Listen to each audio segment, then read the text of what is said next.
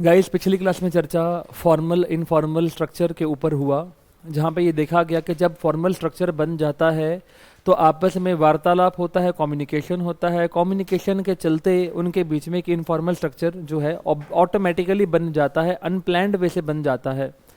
और जहाँ पर हमने काफ़ी सारे डिफरेंसेस के बारे में देखा और ये देखा कि भैया जो हमारा फॉर्मल स्ट्रक्चर होता है उसका उद्देश्य सिर्फ ऑब्जेक्टिव पूरा करने का होता है ऑर्गेनाइजेशन के, परंतु जो हमारा दूसरा इनफॉर्मल स्ट्रक्चर है उसका उद्देश्य साइकोलॉजिकल सेटिस्फेक्शन का होता है, इंटरपर्सनल रिलेशनशिप को मजबूत करने के ऊपर उसका ध्यान होता है।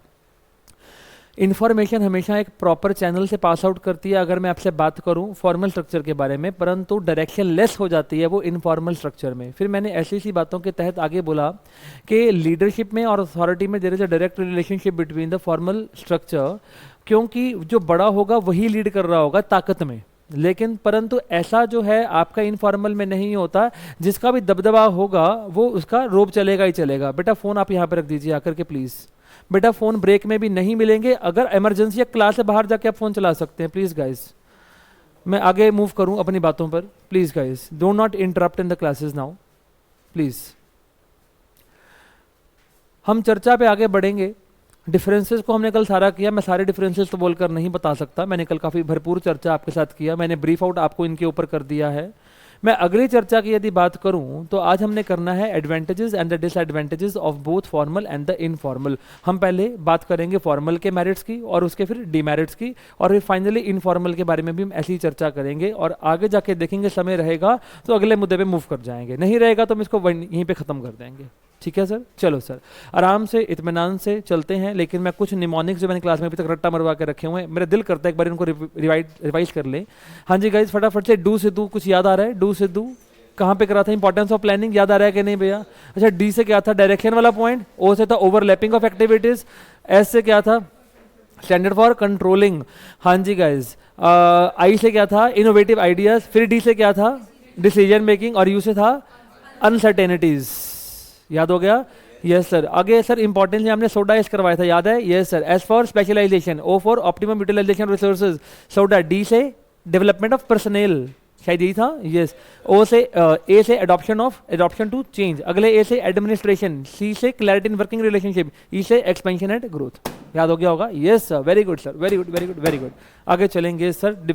लिखेगा merits, merits of the formal structure. फटाफट से आइएगा प्लीज।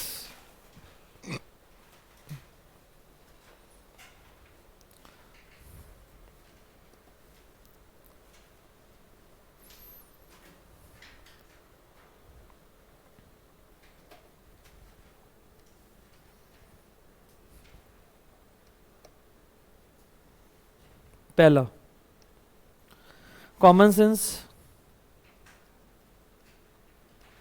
Systematic working.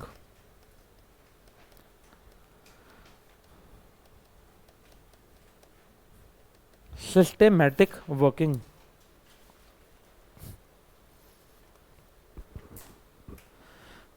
बेटा क्या हम लोग जब फॉर्मल स्ट्रक्चर बनाते हैं तो ऑर्गेनाइजेशनल स्ट्रक्चर बनाते हैं, ऑर्गेनाइजेशनल स्ट्रक्चर में क्या ये क्लियर हो जाता है who will report to whom? Yes or no guys?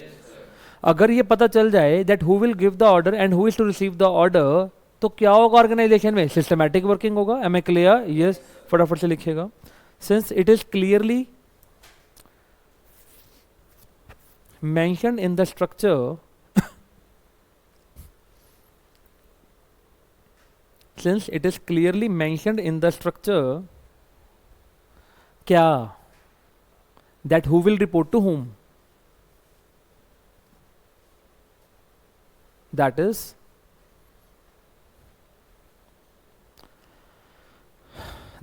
it is clear that, क्या क्लियर हो गया? it is clear that who will give the orders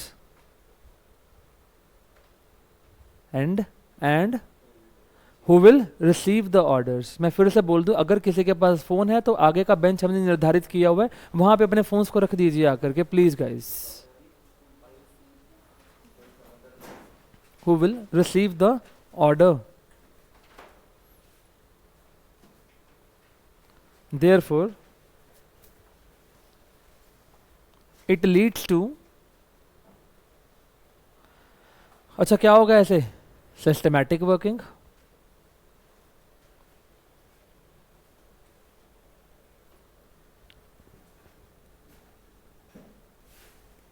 अगला, achievement of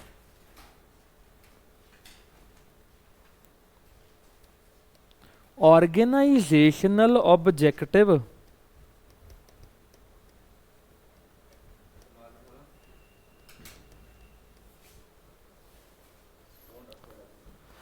achievement of organizational objective. मुझे बात बताइए, आप फॉर्मल स्ट्रक्चर में जो कम्युनिकेशन करते हैं उस कम्युनिकेशन को करने का उद्देश्य क्या होता है? वेलियां बातें मारना कि ऑब्जेक्टिव को पूरा करना? ऑब्जेक्टिव को पूरा करना, yes or no? Yes.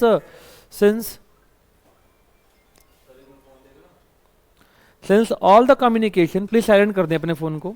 Since all the communication which is being done in the formal structure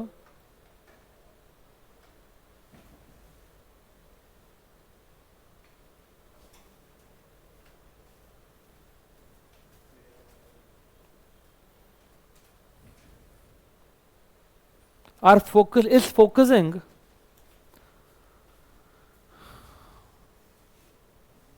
on the achievement of organizational goal,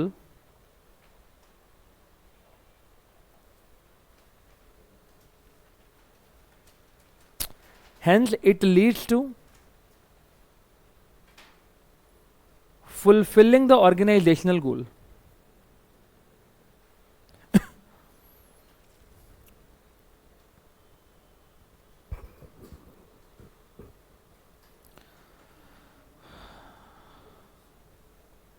हाँ जी, no overlapping of activities.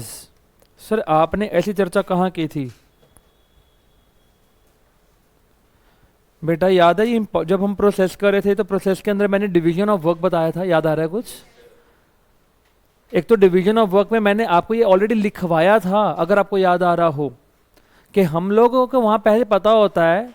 More over आप डिवीजन ऑफ वर्क को भी छोड़ो, एक document याद है, job description, याद आ रहा है कुछ?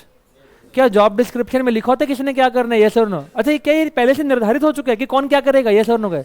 अबे और जब ये क्लियर ही हो गया कि कौन क्या करेगा, तो इस चीज की संभावना तो बहुत हद तक खत्म होगी ना कि दो लोग एक ही काम कर रहे होंगे, यस और नो गए? तो इसलिए ओवरलैपिंग ऑफ एक्टिविटी नहीं होगा। बात क्लिक हो गया कि नहीं? Yes.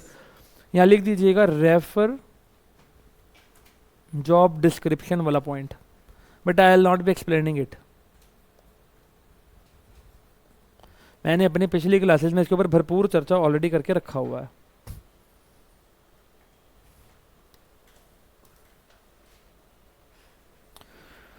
More emphasis on work, more emphasis on work. Guys please अपने फोन्स सामने आके रख दीजिए please guys. More emphasis on work. और पीछे जाकर मैंने अगर आगे देख लिया और मुझे कुछ दिन पहले ये पता चला कि आप लोग पीछे जो बैठे होते हैं फोन चला रहे होते हैं, काम नहीं कर रहे होते, भाई तुम्हारी कॉपी फाड़ के मैं तुम्हारे मुंह पे मार के जाऊंगा, याद रखना मेरी बात को। बाई गॉड सुन लो मेरी बात को, फिर अपने बापू को बुलाना या माता को बुलाना, मैं बख्शूंगा नहीं तुम्हारे को। Please guys, on a serious note please. वापस एक्सक्यूज मी गाइस, अभी बोला कि यहां पर आपका उद्देश्य हा ही करना है कि काम का है? काम का है तो बात खत्म, बस यही लिखना है इसके अंदर, फिर से वही वाले सेम बात आएगा। क्लियर हो गया अभी? Yes sir. पांचवा पॉइंट मैं इसको एक्सप्लेन नहीं कर रहा, because again the same thing will be explain guys. एक ही बात को मुझे एक्सप्लेन बार बार करना है, क्यों? अभी आपकी बुक्स में पॉइंट्स दिया हुआ तो मुझे लिखवाना है। बाई चांस तुमको पेपर में भगवान ना करे 4 नंबर का आ गया, हाँ जी, इंपॉर्टेंस या merits of the functional structure, तुम फिर मेरे से लड़ेगा क्या है क्या? अभी यही वाला पॉइंट लिखने का है, उसको घुमा फिरा के लिख देना, बात खत्म। Next point, creation of chain of command. अब एक बात बता बे, ये ऑलरेडी हो चुका है। Chain of command scalar chain होती है, याद आ रहा है कि नहीं आ रहा? स्केलर चेन कहां बनाता है? 4th स्टेप के अंदर, याद आ रहा है? एस्टेब्लिशमेंट ऑफ रिपोर्टिंग रिलेशनशिप, याद आ रहा है कि नहीं? समझ में आ गया कि नहीं? ये तो मैं लिख देता हूं रेफर स्टेप नंबर 4 ऑफ किसका प्रोसेस गाइज। हाँ जी गाइज,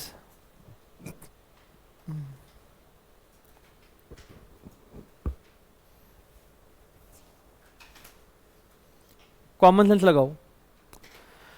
कौन किसको ऑर्डर दे सकता है, कौन किससे ऑर्डर ले सकता है? अगर हाँ हाँ हाँ हाँ हाँ ये पता चल चुका है गाइस, यस और नो? अगर ये पता चल चुका है, अब काम कोऑर्डिनेटेड होगा कि डिसकोऑर्डिनेटेड होगा? कोऑर्डिनेटेड होगा, yes or no guys? Yes, coordinated work. I will again not be explaining it. The reason I have explained you. यार मोर और लेस अगर मैं इनमें से 6 पॉइंट में से 4 का एक्सप्लेनेशन बोलूँ ना तो वो एक जैसा ही हो रहा है, बस घुमा फिरा के आपको बात करनी है बस। और पेपर में भी, वैसे पेपर में ना कभी ऐसा क्वेश्चन आता नहीं है 4 नंबर में सिर्फ मेरिट से पूछ रहा है, ऐसा नहीं होगा। पेपर में आएगा तो हार्डली 3 नंबर से ऊपर नहीं पूछेगा, ठीक है ना? तो 3 नंबर में तुम 6 पॉइंट को थोड़ा थोड़ा थोड़ा एक्सप्लेन कर दो, या 3 पॉइंट को बहुत प्रॉपरली एक्सप्लेन कर दो, दोनों चलेगा। अच्छा पेपर में एक और बात, इस बार तो खैर थोड़ा धक्का हुआ है जो सुना है बच्चों के साथ। पेपर में अगर आपके सामने 3 नंबर का प्रश्न है तो सर हमारे को क्या करना चाहिए? देखो आपको कम से कम 4 पॉइंट्स के साथ विद द प्रॉपर एक्सप्लेनेशन जाना चाहिए ताकि अगर मैडम का दिल एक में थोड़ा कम भी हो रहा है तो वो चौथे से कंपेंसेट कर दे। तो मेरा तो यही मानना है, ठीक है? और अगर आपको आता है तो लिखने में देर नहीं लगती। पेपर में लिखने में बाई गॉड कभी देर नहीं लगती, हमेशा सोचने में देर लगती है। अभी तुम फर्स्ट टर्म का पेपर देगा ना, स्पेशली डीएवी वाला, मुझे पता क्या बोलेगा आके, सर पेपर बहुत लेंथी था। हमारा पेपर ही नहीं पूरा हुआ। पेपर लेंथी नहीं था, आपको आता नहीं था, ये था एक्चुअलिटी में, यही होगा। अब तैयारी कर लो, ट्रिकी क्वेश्चन कर लो। तुम्हें ट्रिकी क्वेश्चन स्पेशली एमसीक्यूज में तुमको इतनी देर लग जाएगी सोच के करने में कि तुम्हारा घंटा तो उसी में निकल जाएगा। होगा क्या उस चक्कर में, एंड वाले 6-6 नंबर के 3-4 क्वेश्चन छूट जाएंगे। अच्छा होगा क्या, उसे 24 नंबर का पेपर तो छूट ही गया। अब रह कितने का गया, 80 में से 24 तो गए, कितने रह गए? 56। 56 में से भी जो तूने किया होगा वो आधा ठीक होगा, आधा गलत होगा, ले पास होने के लाले पड़ गए। हाँ होता ही ऐसे है बच्चों के साथ फर्स्ट टर्म में, पक्का है। इसलिए पेपर में अभी मैं तुमको एक सजेशन देता हूँ, एमसीक्यूज करना ही मत, डीवी वाले खासतौर पर तुम एमसीक्यूज को एंड में उठा सकते हो। तुम पहले अपने नॉर्मल क्वेश्चन को सॉल्व करो जो तुमको बहुत अच्छे से आते हैं, फटाफट से करते चले जाओ उसको। और एक और बात, बोर्ड का पेपर कभी भी मुश्किल नहीं होता। इवन जब रिव्यू भी हमने लिया था जिसका भी 98 स्कोर था, तो उसने भी यही कहा था कि इतना सिंपल पेपर था, इतना सिंपल पेपर था कि क्या बताएं आपको, ठीक है ना? और 2 नंबर भी वो कटा तो आपको पता ही है क्यों कटा था। हाँ जी, demerits.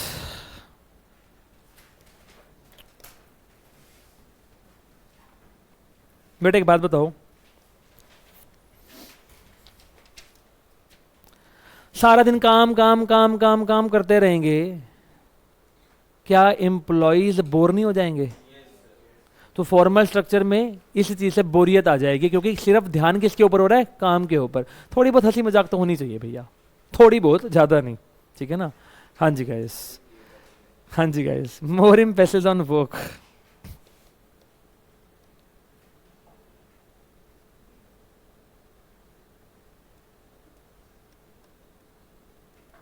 More emphasis on work. The main focus of formal structure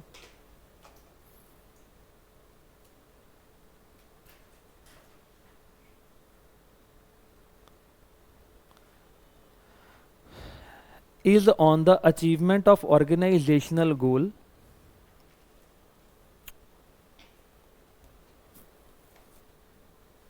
full stop.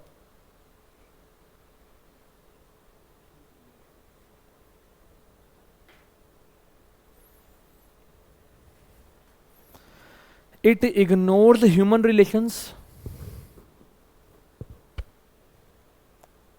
creativity, talent,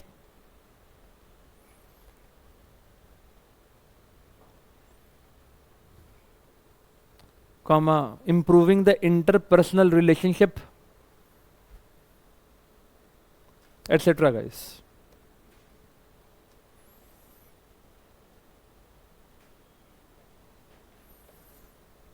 अब अगला पॉइंट इससे मिलता जुलता ही है, ignores social needs of the employees.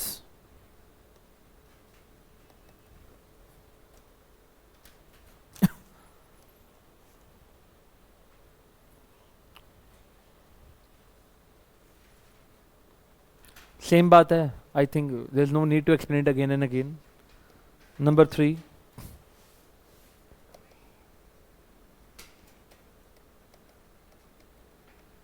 Delay in action. पता ना क्यों. Very good answer, beautiful answer, ये बिल्कुल परफेक्ट सटीक आंसर. Since scalar chain is to be followed, hence क्या होगा? Hence actions will be what guys?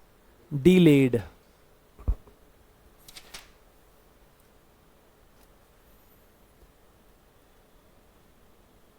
मुझे उम्मीद है बात समझ में आ गई होगी.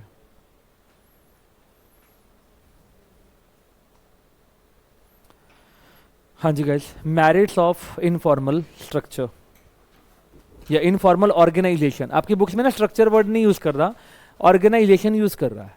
ठीक है,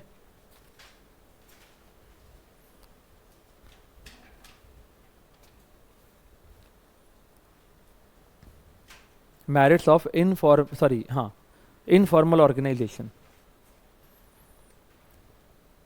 बेटा जो इसके डीमेरिट्स है उसके मेरिट्स हो जाएंगे, हाँ या ना? वहां पे हम क्या लिखेंगे? Focus on the social needs of the employees. लिखो जी, focus upon social needs of the employees.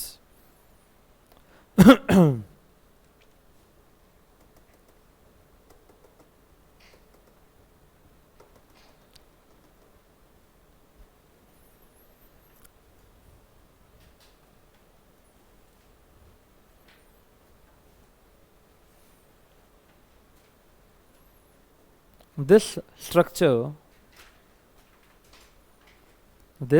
structure gives due importance. what is the meaning of due exactly? मतलब पता क्या होता है इसका? Sir outstanding. भाई साहब वापस आ जाओ, यहाँ बिजनेस की दुनिया हो रही है. what is the meaning of due? जायज, ठीक ठीक. due importance to psychological and social needs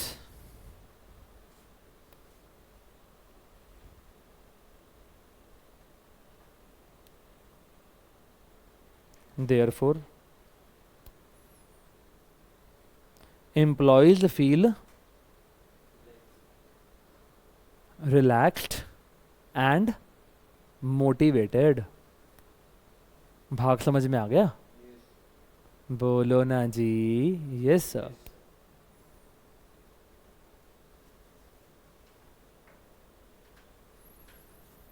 number 2,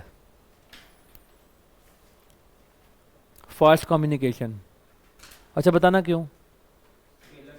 very good answer. Since no scalar chain is followed,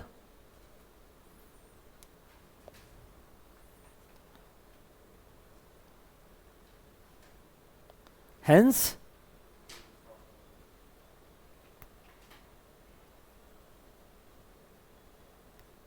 there will be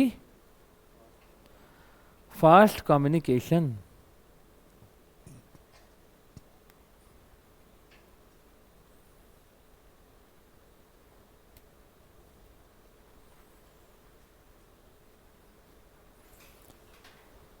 भाग क्लिक हो गया.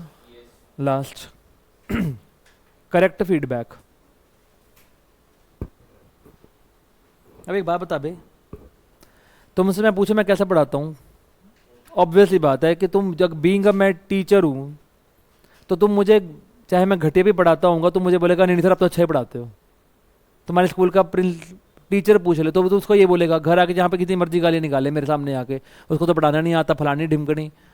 और वहाँ पर जाके तुम उसको बोलेगा तेरे वर्ग का तो कोई है ही नहीं, तू बेस्ट ही बेस्ट है. तो भाई साहब होना क्या चाहिए था? मैं खुद ना पूछ करके तुम्हारे किसी फ्रेंड को पटा लूं और उसको बोलूं कि तू इनका ट्रस्ट जीतने के बाद, कॉन्फिडेंस जीतने के बाद इनसे करेक्ट फीडबैक ले। तुम अपने फ्रेंड को तो सही बताओगे ना, अगर मेरे को नहीं बताओगे तो अपने फ्रेंड को तो सही बताओगे। ये सर नो, सोच के देखो एक बारी मन में, अरे हाँ या ना मेरे भाई, हाँ या ना। तो भैया अगर आपको करेक्ट फीडबैक जानना है तो फॉर्मल ऑर्गेनाइजेशन के माध्यम से आप नहीं जान पाओगे, परंतु इनफॉर्मल के माध्यम से जान पाओगे। अब इसी चीज को सोचो कि अगर टॉप लेवल ऑफ मैनेजमेंट ने एक न्यू मशीनरी लेकर के आए और उस न्यू मशीनरी पे काम करना मुश्किल हो रहा है कि औखा लग रहा है, अगर वही टॉप लेवल का प्रेसिडेंट एक वर्कर से पूछेगा, वो तो उसकी वाहवाही करेगा, ओ बेस्ट जी बेस्ट, तो नज़ारा ही ले आता। लेकिन भैया पीछे पीठ पे गाली निकालता होगा, क्या ले आया, नई मुसीबत ले आया सिर पे, हमें सारा कुछ नया सिरे से सीखना पड़ रहा है एंड सो ऑन। तो अगर उसका फीडबैक सही जानना है तो भैया इनफॉर्मल को पकड़ो और फिर उसकी अप्रोच से पता करवाओ। बात समझ में आया होगा मैं क्या कहने की कोशिश करूं, बात पल्ले पड़ गई होगी। लिखिए इस बात को।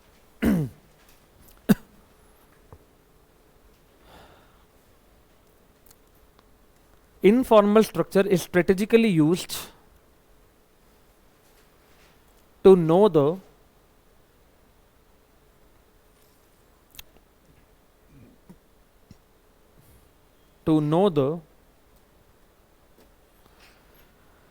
real feedback of the employees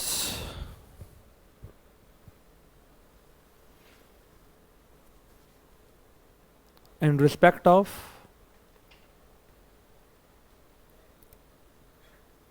various policies and plans। क्या आपको इतनी बात पल्ले पड़ गई है?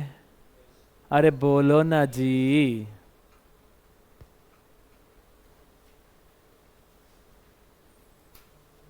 डीमेरिट्स,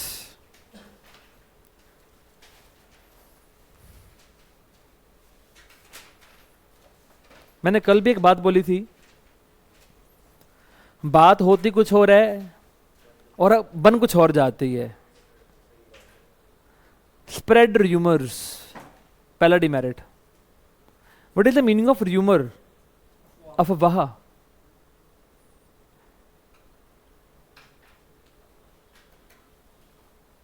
अफवाह, हाँ।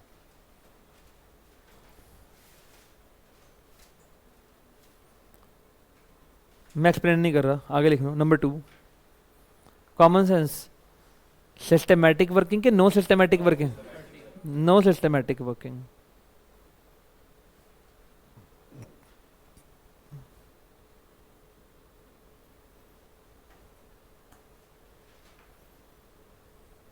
भैया इनफॉर्मल स्ट्रक्चर में आप ऑर्गेनाइजेशन के बारे में सोचोगे कि खुद के बारे में सोचोगे? खुद के बारे में। हर पॉइंट पे आप अपनी अपनी बारे में ही सोचते रहोगे। मोर एम्फेसिस ऑन इंडिविजुअल इंटरेस्ट, तीसरा।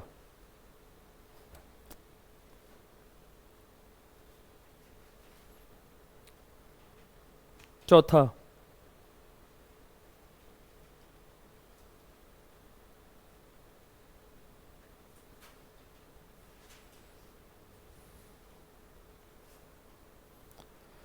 मे ब्रिंग नेगेटिव रिजल्ट। कब? जब आपने ज्यादा ही इनको आपस में मिलवर्तन कर, मे ब्रिंग अ नेगेटिव रिजल्ट।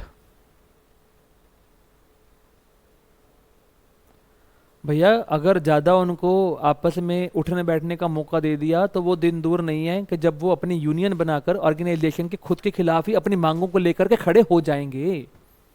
अभी अलग अलग है, आपस में बातें भी नहीं होती, एकजुटता भी नहीं आ रही। थोड़ा बहुत उनको एक्सप्लॉइट कर भी लोगे तो चल जाएगा, थोड़ा सा काम ज्यादा भी करा लोगे तो चल जाएगा। लेकिन एक दिन यूनियन बन गई, 15 मिनट भी एक्स्ट्रा लगाने किसी ने, 15 मिनट के बाद भाग आएंगे सारे के सारे। समझ में आ रहा है कि नहीं आ रहा गाइस? कि मेरे साथ मत कर देना ये काम। हाँ जी guys, may bring negative results. लिख दो यूनियन वाली बात समझने के लिए।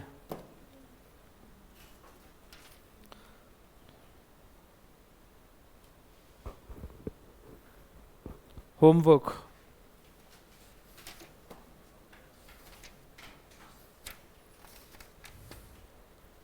कीवर्ड्स घर से लिखने हैं तुमको, बुक्स में दिए हुए हैं।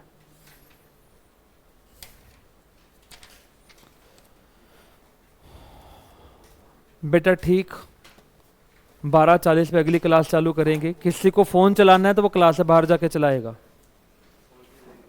Thank you so much guys.